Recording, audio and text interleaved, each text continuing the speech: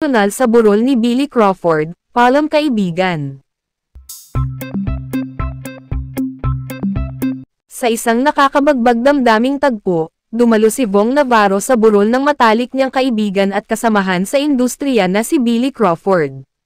Naging emosyonal si Vong habang binibigkas ang kanyang mga salitang pamamaalam sa kaibigan, na halos ilang dekada niyang nakasama sa trabaho at sa personal na buhay.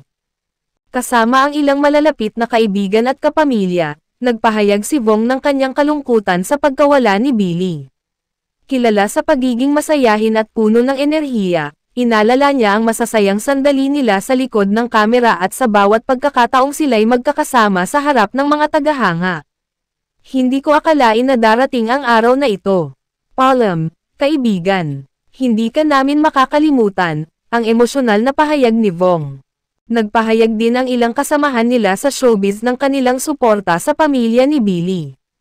Marami sa kanilang mga katrabaho at tagahanga ang nagpaabot ng pakikiramay, na nagpapatunay sa lawak ng pagmamahal at respeto ng industriya sa kanya.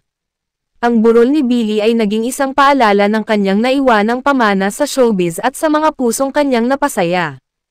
Bagamat wala na si Billy, nanatiling buo ang alaala ng kanilang samahan at pinagsamahan ni Vong, na ipinakita sa kanilang mga proyekto, mga programa, at ang kanilang tunay na pagkakaibigan na nagsilbing inspirasyon sa kanilang mga tagahanga. Sa pagdating ni Vong sa burol, kitang-kita ang lungkot sa kanyang mga mata habang siya'y bumati sa pamilya at mga kaibigan ni Billy.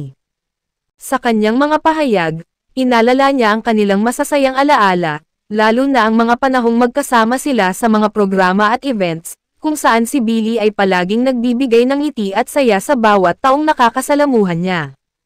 Si Billy ay hindi lang mahusay na performer, isa rin siyang mabuting kaibigan na laging nandyan sa oras ng pangangailangan, dagdag pa ni Vong. Maraming beses na silang nagtulungan sa kabila ng kanilang mga personal na hamon, kaya't ang kanyang pagkawala ay tunay na mabigat para kay Vong. Bukod kay Vong, dumalo rin ang iba pang mga kaibigan at kasamahan nila sa showbiz, na nagpakita ng kanilang pakikiramay at pagmamahal sa pamilya ni Billy. Nagkaroon ng simpleng programa kung saan nagbahagi ng kanilang mga alaala ang ilan sa mga malapit kay Billy.